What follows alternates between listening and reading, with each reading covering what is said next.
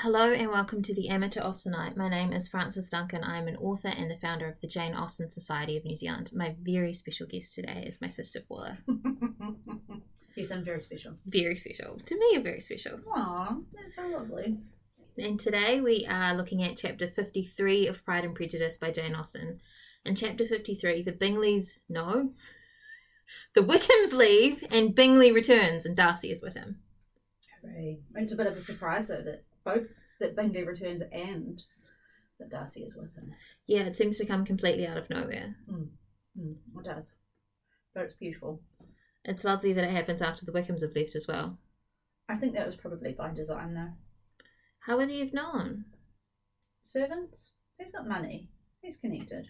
This is true. This is very true. I mean, Mrs. Bennet used servants to make sure they knew when Mr. Bingley had arrived. She does.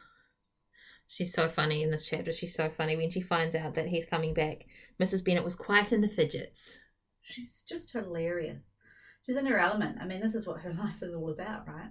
Trying to get her daughters married. Yeah. Which is sensible, though. She does need to get them married. Yeah. I don't think anyone would argue that she doesn't have the best of intentions.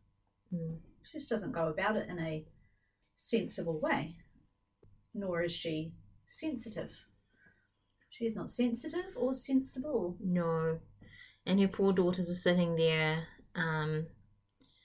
waiting for Mr. Bingley and Mr. Darcy to come up to the house. Both sisters were uncomfortable enough. Each felt for the other and paused for themselves. And their mother talked on, completely unaware of what was going on with them. It's interesting because they're also a little unaware of what's going on with each other. Lizzie still hasn't told Jane. She hasn't had the courage to show her Mrs. Gardiner's letter. This is beautiful. She regarded herself with an interest, if not quite so tender, at least as reasonable and just as what Jane felt for Bingley. She's saying, without saying I'm in love with Darcy, because they continue to talk around things. Yeah, absolutely. Why can't you just point directly at the thing and say it? Yeah, I guess at least in your own head, right? Yeah, but she won't. Not even in her own head. Well, it's scary, isn't it? Yeah. He comes in and she keeps looking at her work and the way that's described, that she can hear his voice.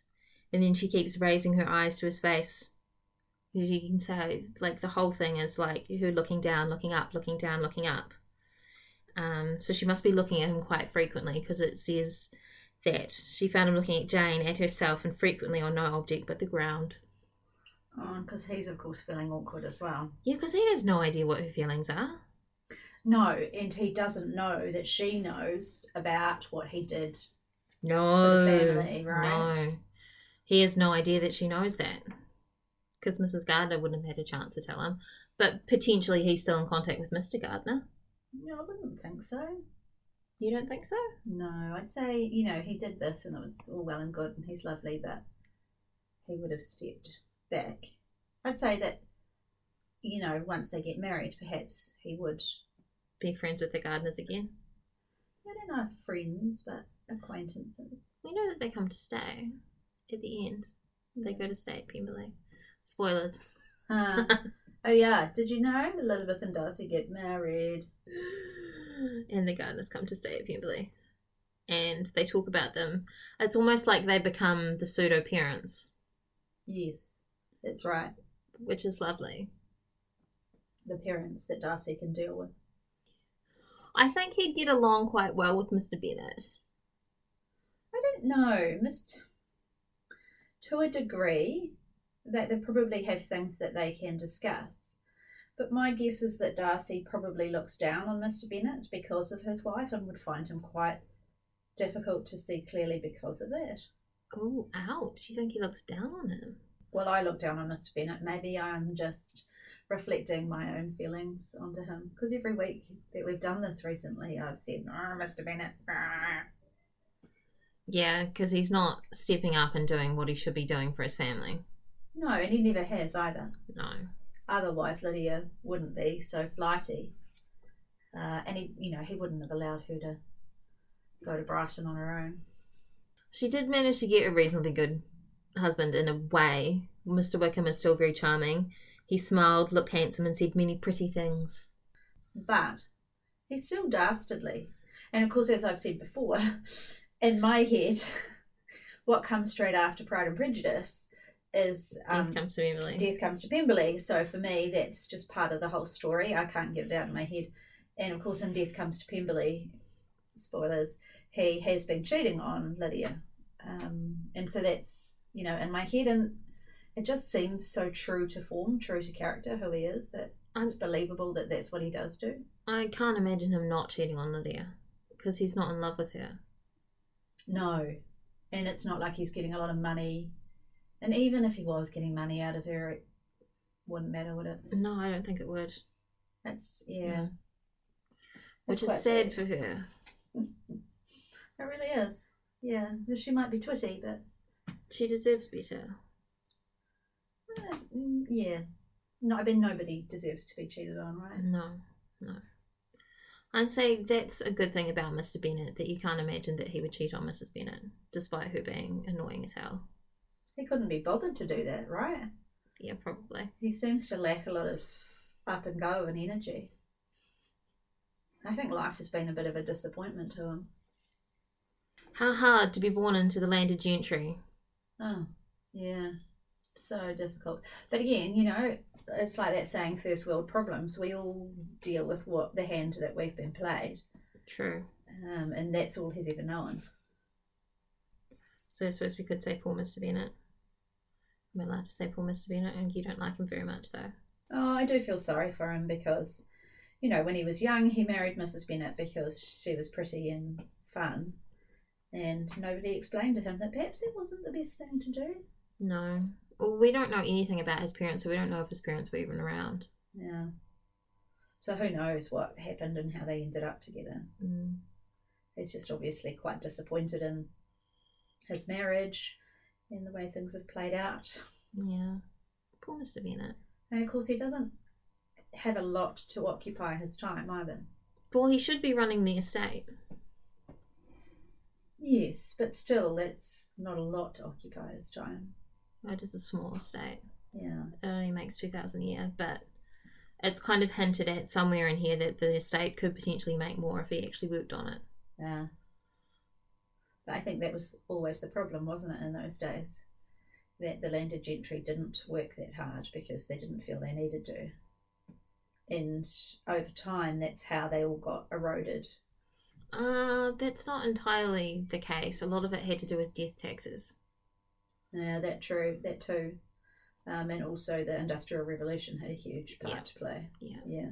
So a lot of the landed gentry invested in the industrial stuff. I was going to say in the Industrial Revolution. No, they did not invest in the Industrial Revolution. In industry. Yeah. You can't imagine Mr. Bennet doing that, though. No. Whereas Mr. Darcy would, potentially. Yeah, and he'd also encourage Bingley to, I imagine, right? Yeah. And Bingley's money was probably still tied up in trade. Like, he's got his capital, but he's probably got other money that he's using to create more money. Yeah. And I think that's what a lot of the landed gentry didn't understand in those days. No, because I have my estate makes the money, I just have to keep the estate running. Yeah, exactly. Unfortunately, sometimes you have to spend money to make money as well, and this is true. It was probably quite hard for them to understand. Yeah. I feel like we've gone a little bit off topic. Oh, how do we always do this? I blame you. I think it's your fault. Well, yeah, I mean, perhaps. I don't know. For the, 3 people who listen to this. Sorry. Sorry, Uncle Phil. No, I think it was a really funny chapter. You did keep laughing. Yeah, a very funny chapter, and I like the way that it slowly builds up the suspense with both Bingley and Jane and Darcy and Elizabeth. And also that within one chapter there's that crossover where Wickham and Lydia are leaving, and then the other men come in. So it's all part of the same story. I quite like that. It's a really nice way it's structured. And as you were reading, you were pointing out that Mrs. Bennet is really the reason that her daughters aren't getting married. Yeah, it's irony really, isn't it? Yeah. Because she So wants him. desperately. Yeah, and that's all she can focus on, yet she doesn't understand that she's the one that's holding them back. Poor Mrs. Bennet. Yeah, I guess. Because she doesn't know any better. No, she doesn't, does she? She's had no education and she has moved above her station when she married. And she's not nasty. I mean, really the only nasty character in it is Wickham. You could argue that Mr. Collins is a bit nasty because he does look down on the family, and, you know, his letter that comes when Lydia has eloped is actually quite nasty. But I wonder if that was on purpose or what he thought was his right because of the position he was in. So I haven't told you about our Jane Austen Society meeting that we had the other weekend, and one of the new ladies that came, Holly, who was lovely, was talking about how she really likes Mr. Collins, and she doesn't think that he's nasty, he's just a little misguided. Wow, I need to chat to Holly. Yeah, she also doesn't really like Lizzie, and I was like, oh wow, I'm so impressed that she was bold enough to say that in front of people she'd not met before, and she had reasoning behind everything, and I was like, yeah, I see where you're coming from. Oh, brilliant. Well, I mean, Lizzie is quite prejudiced, right? Yeah. And she referred to her as a brat, and I'm like, wow. And then she was talking about, no, I can't remember her example. She had a really good example of Lizzie being a brat. Oh, when Lady Catherine was asking her age, and she refused to answer. I think she saw it as an impertinence. It is a bit of an impertinence, but still, when you're in someone's house, and there's no reason to not tell them your age. Except for in those days, your age was really important if you weren't married. I think she wasn't exactly on the shelf, though. Well, she was pretty close to it, particularly because her older sister wasn't married, and she was letting people know how old her older sister was. Yeah, I'd be more worried for Jane, who was 23. Yeah, she was definitely an old maid. But you can see why. Very small society. Yeah, they're in a small community. And a mother like that. They may have dined with 4 and 20 families, but how many eligible bachelors were in amongst those 4 and 20 families? Well, none that we hear of, right? No. So I guess we're led to believe that there are none. Maybe there were a lot of females born. I think the thing also at this point in time is that a lot of people are off at war, the eligible men. And that makes a huge difference on society. Yeah. Then and later on. It was an enjoyable chapter. Amusing. Very good. And then full of tension at the end, which I liked. We're just waiting for something to happen. And people unable to catch each other's eye because it's too nervous. A friend of mine has just sort of started seeing a man, and I saw her with him yesterday, and it was that same sort of thing, and it's just really beautiful to watch that first part of a relationship where people are really nervous with each other, but you can also see the fact that they like each other. That's sweet. It is, and as an outsider, it's really nice to see. I can imagine for Elizabeth that was quite hard work, but it's lovely to watch from the outside, particularly when you know what's going to happen at the end. I don't know what's going to happen for my friend, but for Elizabeth, romance novels, they're quite comfortable because you know at the end they're going to end up together. Exactly. So you can actually enjoy all those tensiony bits. Yeah, so very true. Tensiony bits, that's a technical term. It's very technical. Yeah. It's better than, what is it called? The Bachelor? You know how they... The rose ceremony? Well, at the end when they're deeply in love with 2 women and you're thinking, oh my goodness, these women, both of them are saying they're in love with him. One of them is about to have their heart completely smashed to pieces in front of millions of people. This is horrible. Mm-hmm. Not that I watch. I do. Okay, good, because I don't. I managed to accidentally catch a bit of the very last episode.